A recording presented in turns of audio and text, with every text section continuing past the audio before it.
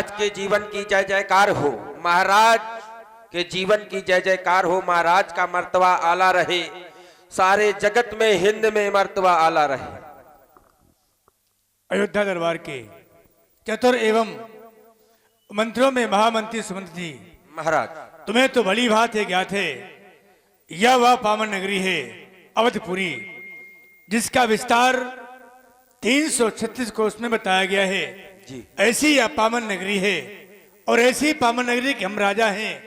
राजा चाहे जिस राज्य का हो, राजा का परम धर्म होता है प्रजा का लालन एवं पालन करना, क्योंकि कहा गया है वजह ताली युगल करसी, नियम ये सदा से है। प्रजा है राजा से तो राजा भी प्रजा से है। ये प्रजा की देन है जो आज हम सिंहासन पर बैठे हैं। प्रजा न होती हम न होते, इसलिए प्रजा का परम धर्म होता है प्रजा का लालन एवं पालन करना। अगर राजा के रहते हुए ये प्यारी प्रजा दुख पाती है तब तो निश्चित है कि राजा नरकगामी होता है। नीति भी कहती है जा सुराज प्रिय प्रजा दुखारी, स्वर्ण अवस नरक अधिकारी।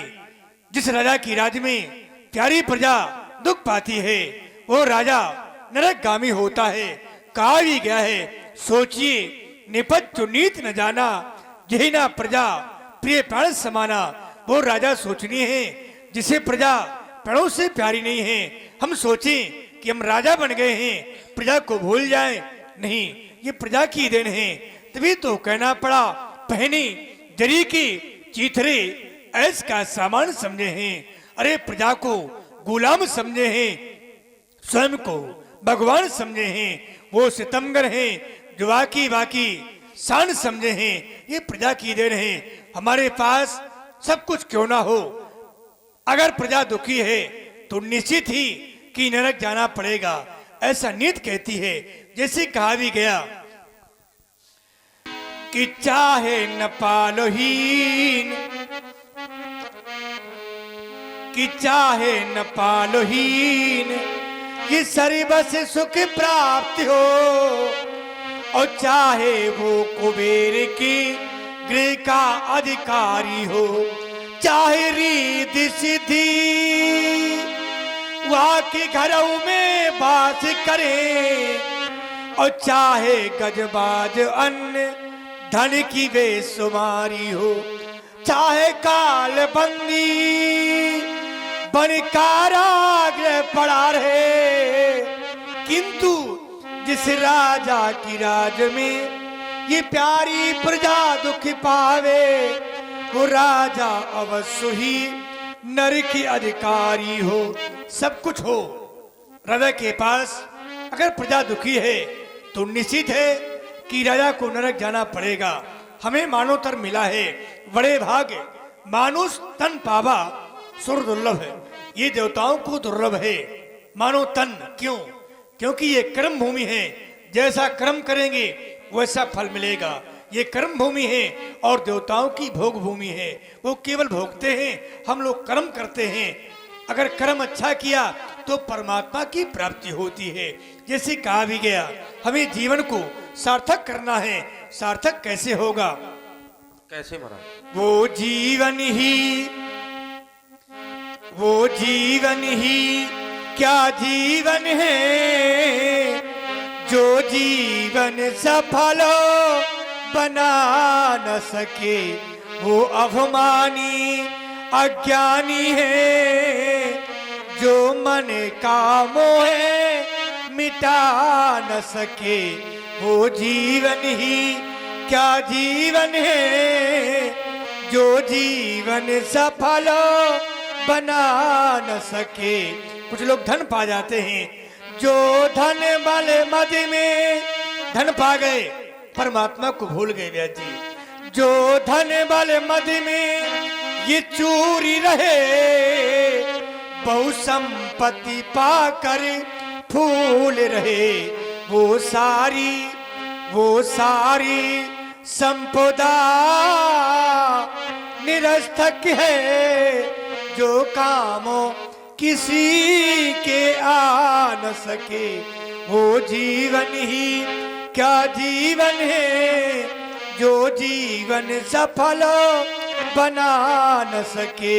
कुछ लोग अपने मन के होते हैं, जैसे कहा गया जो अपने मन की भक्ति बने और विषयों से ना विरक्ति बने, वो कुपति पंथ का पथ ही क्या जो प्रीतम तक पहुंचा न सके।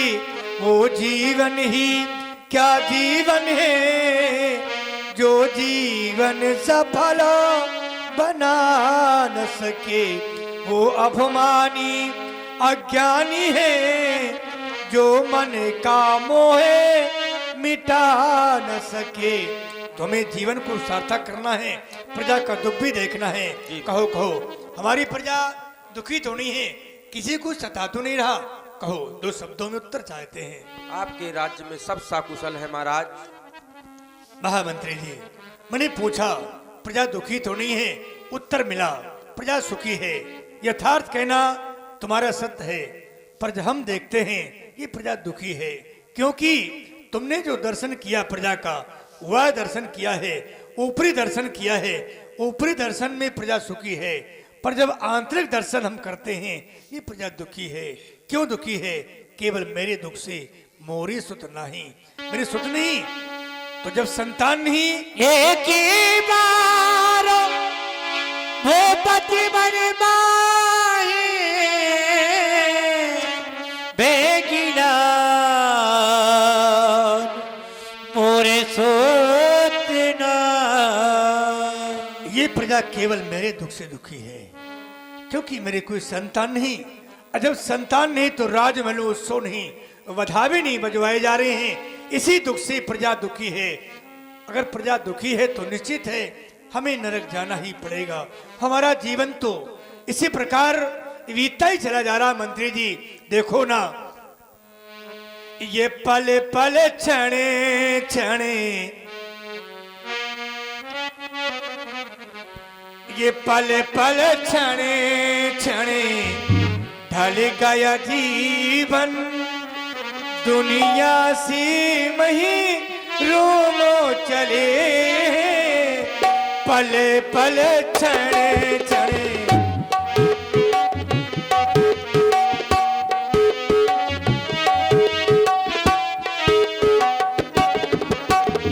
पल पल क्षणे क्षणे ढल गया जीवन। दुनिया सी मही रोमो चले, पल पल क्षणे क्षणे।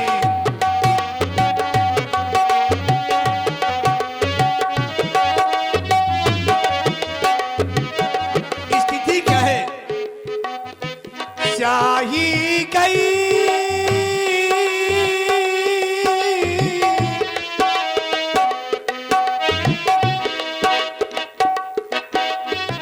स्याही गई सफेदी आई।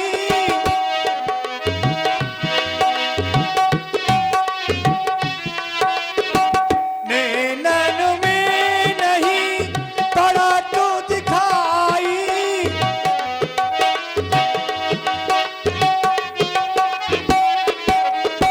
श्रमण हमारे, श्रमण हमारे मोह की भये। दुनिया सी मही रोमो चले, पल पल क्षणे क्षणे।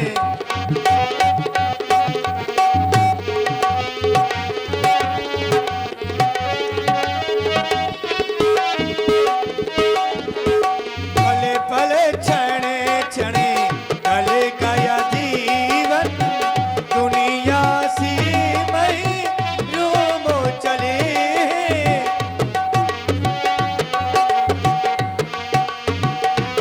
विधाता की लीला बड़ी विलक्षण है। विधि की लीला समझो न आए।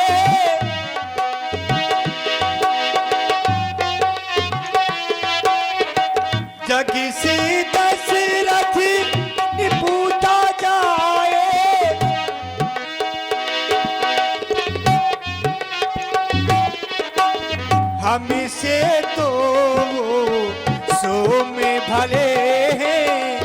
हमें से तो सो में भले हैं जिनकी कुटिया लाल हंसे हैं।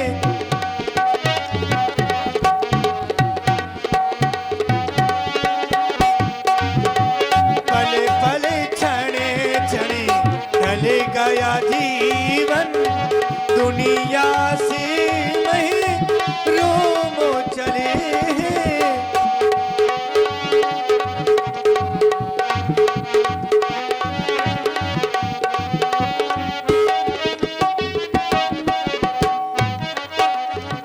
आज प्रजा का दुख देखकर के हृदय में दुख हुआ कि मेरे होती हुई प्रजा दुखी है। क्यों नहीं, इस दुख को लेकर हम पूज गुरुदेव के पास जाएंगे। आज का दरबार ये समाप्त किया जाए। हम जाएंगे गुरुसदन, अकेले ही जाएंगे। जैसी आज्ञा महाराज।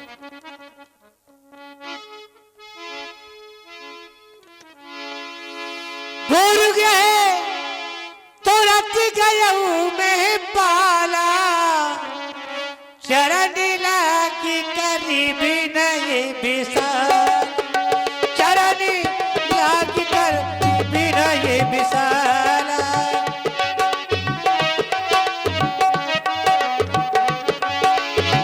गुरु गए तो रत गयऊ में पाला गुरु गए तो रत गयऊ में पाला चरण लागी कर भी नहीं बिसारा चरण लागी कर भी नहीं बिसारा।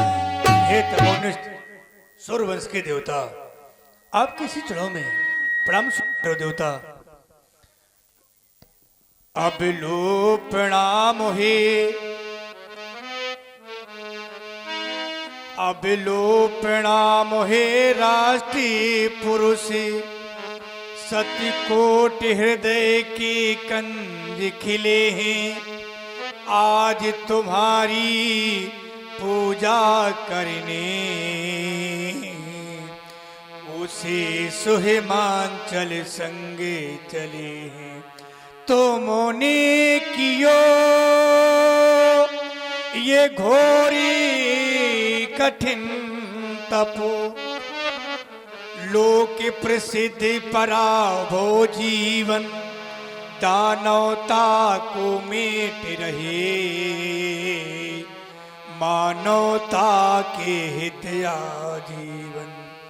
यह लख की पावने ये चरित्र तुम्हारा कोट हृदय के प्रांतर पिघले हे तपोनिष्ठ प्रणाम स्वीकार हो देवता। महामंगल हो राजन, चिरंजीव यशस्वी और अजर अमर तुम्हारा नाम तो चल ही रहा है चक्रवर्ती सम्राट। जहां तक निगाह पहुंचे वहां तक आपका साम्राज्य स्थापित है। तो और मैं तुम्हें क्या आशीर्वाद दूं और तुम्हारे अचानक यहां आने का कारण ज्ञात कराओ। हे देवता, निज दुख सुख सावे गुरु ही सुनायो। हे तपोनिष्ठ, आप कह रहे राजन हृदय में गिलानी चिंतित हो, कारण क्या है? हे तपोनिष्ठ, आप मेरे निज हैं और जब भी मैं आपके पास आता रहा अपना निज सुख लेकर के आपके पास आता रहा, लेकिन आज सुख को पीछे कर मैं दुख सुना रहा हूं। स्वामी सुने ना देवता, आप तो भली बात जानते हैं कि मेरा जन्म सूर्यवंश में हुआ है, लेकिन मुझे ऐसा लग रहा है क्या मेरी बात इस सूर्यवंश का दीपक बुझ जाएगा? स्वामी देखे ना देवता, ये सूर्य बंसियो तंसु में, ये सूर्य बंसु प्रशंसु में भाइयो ना तू जन्मेरो अब करके कृपा बिलो किए गुरु हो ने चाहती कुल आज अंधेरो। अब देखे ना देवता, क्या मेरे बाद सूर्यवंश का दीपक बुझ जाएगा देवता? क्योंकि स्वामी उसी प्रकार मेरी गति है जैसी ये माणी बीनी फाणी जिमो गृही बिनी दीपा तिमो अंडा दी बिनी मलिनी महीपा। जिसे बिना मणि के सर्प शोभा नहीं देता स्वामी, बिना दीपक के गृह शोभा नहीं देता, उसी प्रकार बिना पुत्र के पिता शोभा नहीं पाता स्वामी। स्थिति मेरी गंभीर है स्वामी, देखे ना ये 53 के अब चौथो जाता मोहि पुत्र नहीं दीन विधाता। मेरे 3 पन व्यतीत हो गए, चौथा पन आ गया देवता, पर एक भी पुत्र नहीं स्वामी। मैं एक पुत्र की आशा लेकर आपके पास आया हूं देवता। प्रभु आए शरण तेरी, प्रभु आए शरण तेरी, गुरुदेव कृपा करी दो।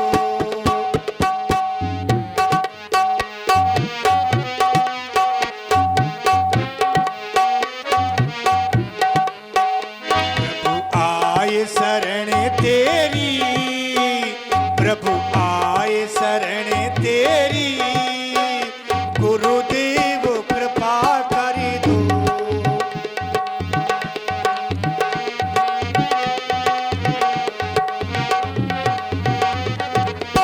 क्योंकि स्वामी नहीं संतान तो संपदा किस काम की, ये भोगने वाला नहीं तो इच्छा धन धाम की।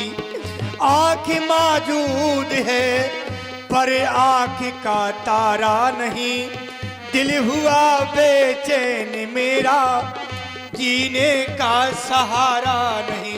एक पुत्र हमें देकर, एक पुत्र हमें देकर, मेरा पंछी अमर कर दो। प्रभु आए शरण तेरी, गुरुदेव कृपा कर दो।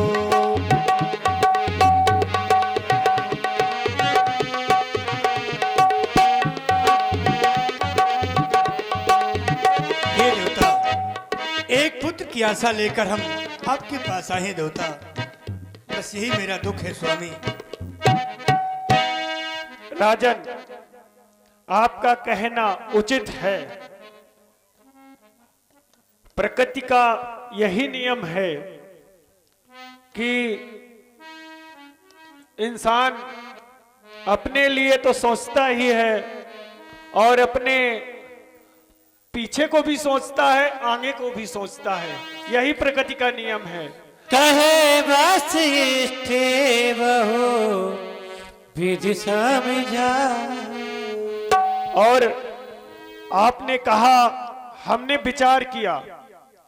रही बात अब आपको चिंता हो रही है, विवाह तो आपने 3 किए और पुत्र की प्राप्ति भी नहीं हुई। अब आपके मन में ये अगर विचार आया है तो ये विचार आपका सत्य है और आना भी चाहिए। यही प्रकृति का नियम है, यही सृष्टि चलाने का नियम है। तो आपका विचार सत्य है। धरो धीर हुई है सुतचारी। आपने अगर अभी विचार किया है, सोचा है, अभी तक तो आपने कहा नहीं, ना ही आप हमारे पास आए इस विचार को लेके। अब अगर आप आए हैं तो धरो धीर हुई है सुतचारी। आपको एक ही पुत्र नहीं, 4 पुत्रों की प्राप्ति होगी। इसके लिए राजन एक यज्ञ करना पड़ेगा। जय हो देवता। और इस यज्ञ में आप ही नहीं, इसके लिए हम ऋषियों के द्वारा वो यज्ञ होगा, जिसके लिए ब्रह्मांडक पुत्र श्रृंगी ऋषि, जो इस समय रोमपाद जी के आश्रम पटना में हैं, उनको किसी अनुचर को भेज के शीघ्र बुलवा लिया जाए और उस यज्ञ की स्थापना कराई। जैसी आज्ञा। प्रिय सेवक, पटना चले जाओ। महाराज रोमपाद जी के आश्रम में बंडक सिंह के पुत्र श्री सिंह जी रहते हैं, उन्हें अवलंब लेकर दरबार में आओ। सिंगीर सहे वशिष्ठ बुलावा। आइए देवता।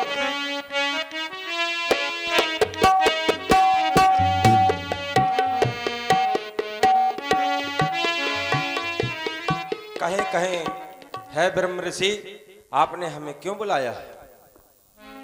श्रृंगी ऋषि जी, हमारे राजन का एक शुभ कार्य करना है वह क्या? जो आपके द्वारा ही हो सकता है। ऐसा कैसे हो सकता है जो हमारे ही द्वारा हो सकता है? पुत्रेष्ठ यज्ञ की रचना करनी है जो आपके द्वारा हो सकती है। यह यज्ञ तो आप भी करवा सकते हैं। करवा सकते हैं हम, लेकिन अब हमारी वो अवस्था नहीं है। लेकिन जैसी आपकी आज्ञा। आपकी युवा अवस्था है और हमारी अवस्था दूसरे है, ये आपके द्वारा सफल होगा। चलिए जैसी आपकी आज्ञा। पुत्र काम सुविजागी कराव।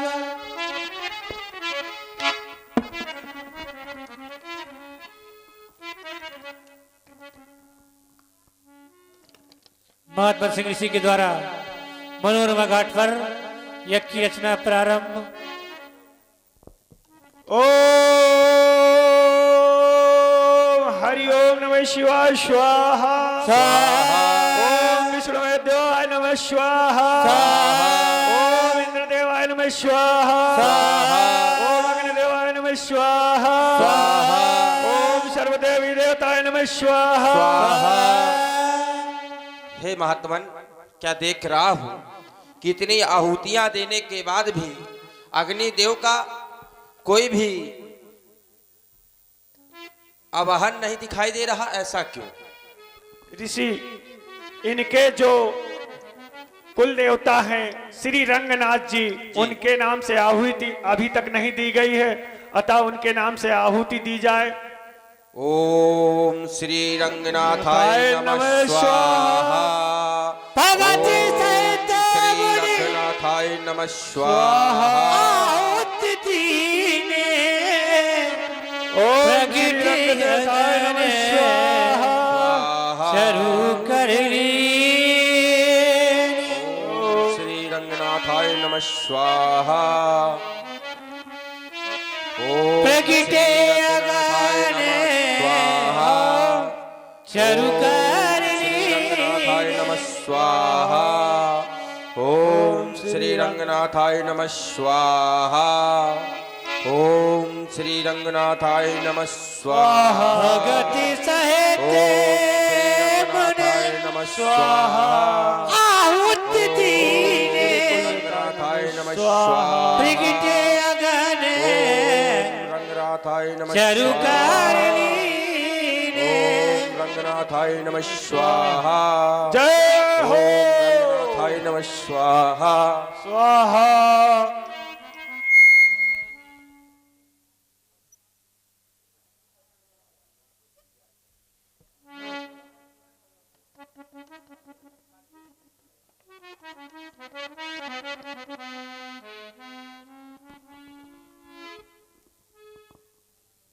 राजन, तुम्हारा कार्य सफल हो गया, क्योंकि यज्ञशाला का निर्माण बड़ा ही सुंदर किया है। जान शुभ के यज्ञाचार्य श्री वशिष्ठ जी, विभांडक ऋषि, उनके पुत्र श्री श्रृंगी ऋषि, ऐसे आचार्यों द्वारा यज्ञ कराया हुआ क्यों न संपन्न हो। और जिस कारण से तुमने यह कार्य किया है, जो तुम्हारे हृदय में इच्छाएं हैं, उन्हीं कार्यों को पूर्ण करने के लिए हमारा यह प्रादुर्भाव हुआ है। सुने हमारी बात, आपका यज्ञ सफल होगा, अवश्य ही पूर्ण होगा। मुनि आहुति से प्रकट हम हुए हैं, मुनि आहुति से प्रकट हम हुए हैं। विचारा गया काम होगा तुम्हारा, विचारा गया काम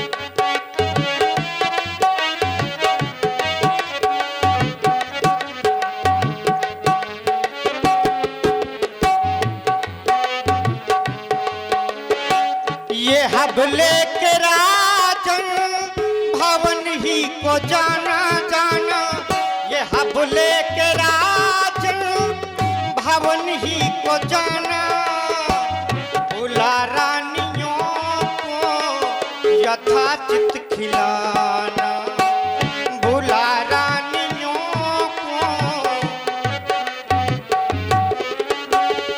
ये हबले के राज भवन ही को जाना जाना भूला रानियों को यथाचित खिलाना नपत चौथा पयाचार सुत प्राप्त होंगे नपत चौथा पयाचार सुत प्राप्त होंगे मानो इस नगर में स्वयं ब्रह्म आया मानो इस नगर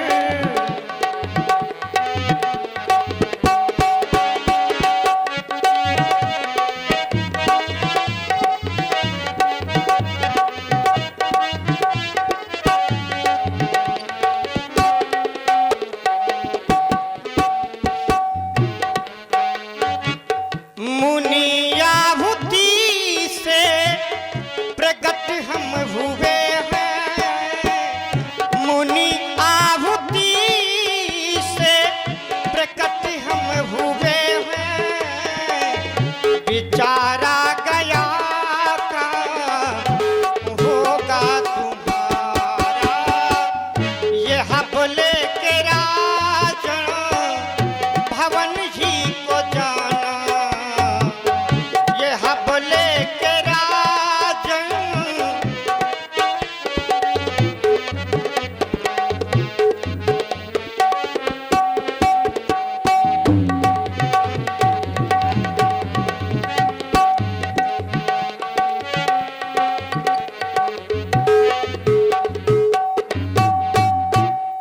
जो वशिष्ठ कछु हृदय विचारा शकल काज भा सिद्ध तुम्हारा या हविबाट देव नृप जाई यथा योग विधि भाग बनाई हे राजन या हव ले जाकर के यथाचित बराबर भागों में अपनी तीनों रानियों में वितरण कर दो तुम्हारा यह कार्य सफल होगा और तुम्हारे 4 पुत्र होंगे।